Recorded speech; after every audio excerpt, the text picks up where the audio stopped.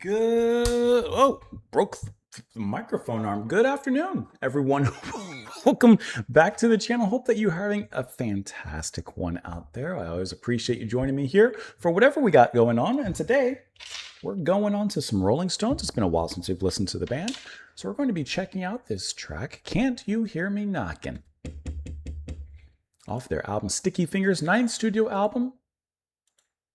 Released 1971. We're checking this one out because it was suggested, requested, and sponsored by Subway Goddess. Subway, thank you so much for sending this one in. I appreciate you with the support and the request. And when I dive back into the comments, I also see that this track had been suggested by Formula Prague, LS 1959. I'm going back to...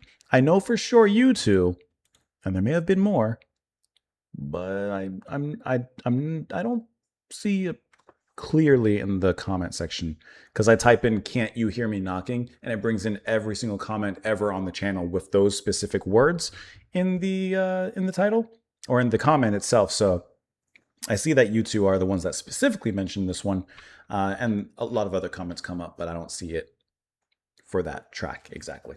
All right, let's go ahead and dive on into it. Excited to give it a listen. I also see that this track happens to be the longest off of the album, clocking in around 7 minutes. So let's see what they're cooking up here in that particular time. Here we go.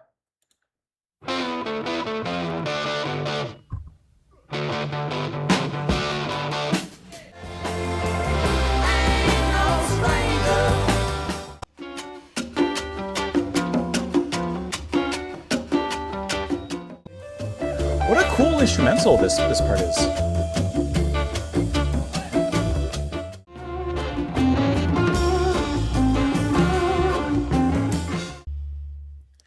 You gotta give it to him.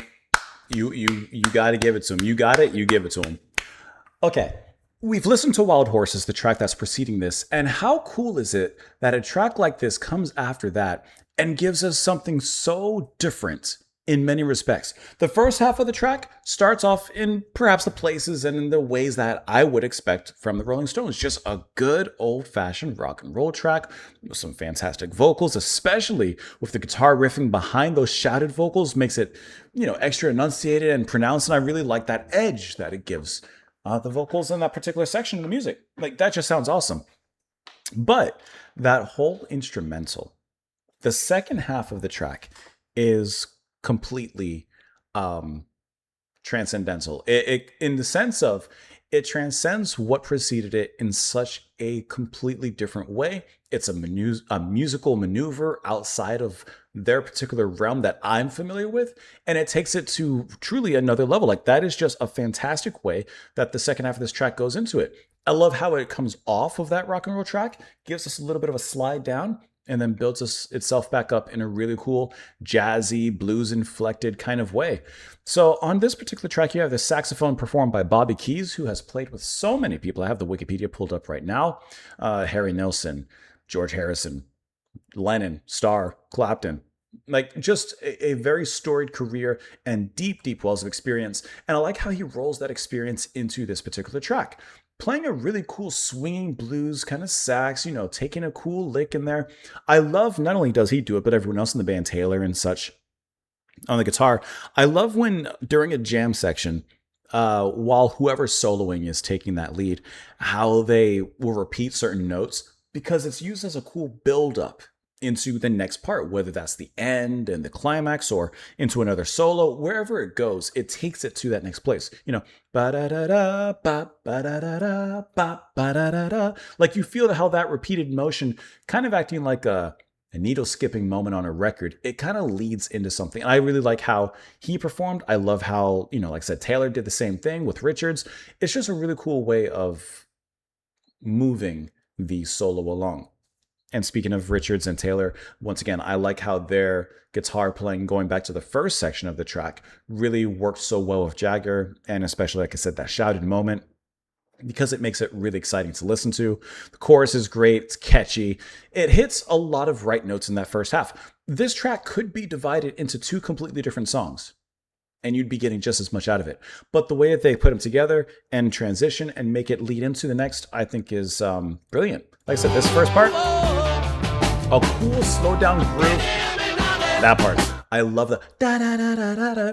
I love how frantic and edgy it gets for just a moment, which of course is in sweet contrast to how we get later on.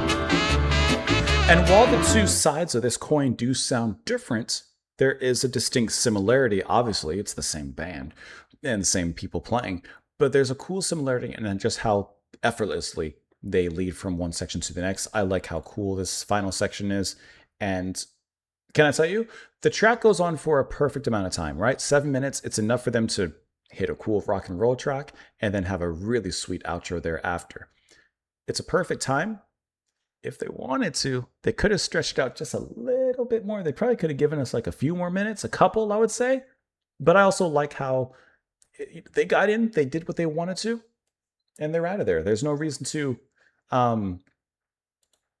make more of something that they don't want to make more of. They did what they needed to, and it sounds great, fantastic, and they're out of there. And I can't fault them whatsoever for that. Let's look at some of the lyrics here. Yeah, you got satin shoes, you got plastic boots, y'all got cocaine eyes. You got speed, freak jive now. Okay, just a lot of things happening there. Can you hear me knocking? Can't you hear me knocking at your window? Can't you hear me knocking at your door? Can't you hear me knocking down your dirty street? This is like when Walt was knocking on the door when Jesse and Jane were together. Help me, baby, ain't no stranger. Help me, baby, ain't no stranger. Can't you hear me knocking? Ah, are you safe asleep? Can't you hear me knocking? Yeah, down the gaslight street. Can't you hear me knocking? Throw me down the keys. All right. Hear me ringing bell tolls. Hear me singing soft and low. I've been begging on my knees. I've been kicking. Help me, please. Hear me prowling. Gonna take you down. Hear me growling. Yeah, I've got flat 10 feet now. Hear me howling. Hear me knocking.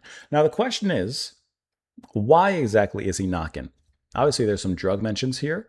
You got satin shoes, plastic boots. Y'all got cocaine eyes.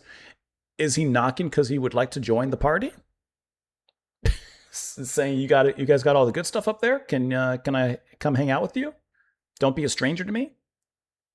Because honestly, that's how I'm kind of reading it. I could be wrong, but that's how I read it. Says that the track is noted for its unique open-tuned riff, extended ending jam, and menacing lyrics. Can't You Hear Me Knocking was recorded in 1970 at Star Rose. The song's genesis lay in the riff that guitarist Richards had written in his trademark 5-string open G tuning. It came out flying, Richards said. I just found the tuning and the riff started to swing it. It's no big deal to play. The chopping staccato burst of chords, very direct and spare. Ba ba ba ba ba ba. Absolutely fantastic. And I apologize. I didn't even mention or talk about the other members, but can I also shout out Rocky Dijon on the congas? Love the way the congas are playing in the end there, with Watts really nicely playing around that as well. Because Watts got his time in the beginning, but I really like how he gave a lot more room to Dijon here on the end. Jagger's vocals are barbed, delivering drug-infused lyrics referencing a person with satin shoes and plastic boots who has cocaine eyes and a speed freak jive. Second half consists of a jazzy Latin tinge jam, of course, which Richards and Taylor said were spontaneous. Towards the ending of the song, I just felt like carrying on playing, Taylor said. Honestly, good feeling. Go with your gut. We didn't even know they were still taping. I figured we'd just fade off. How happy are we that they didn't? The extended guitar solo during the jam has parallels, or drawn parallels, to the style of Santana, and Key's gritty virtuoso sax added new color to the record. And it's only been played live once, in 1971 with disastrous results, according to Keys. It's the only time I've ever been on stage with the Rolling Stones when the wheels just completely came off. I guess those wheels weren't rolling. I should have said, I guess those stones weren't rolling that day. You know what I meant. So for about 30 years after that, anytime any mention was made of that song, Mick would just immediately gag. Nope, we're not going to do that again. And it did not appear until 2002, 2003. That's a fantastic one. I wonder exactly why, when they tried playing it live, I wonder what exactly went wrong. Was it something with the song? Was it something with the band? Was it production? Like, I wonder what exactly had happened that they say the wheels came off. Interesting. but a fantastic song nonetheless. Also, I totally forgot to mention in the beginning, but with Rolling Stones, their music's probably blocked, so as it's been with every time I've covered them. But you can find that for free over on Patreon. The Buy Me a Coffee's there if you'd like to sponsor a song request as well. And otherwise, I hope that you enjoyed it. Thank you so much, Silvigatus, once again for the request and for sending this one in. I hope you guys have a fantastic rest of your day, and I will see you all later. Bye, guys.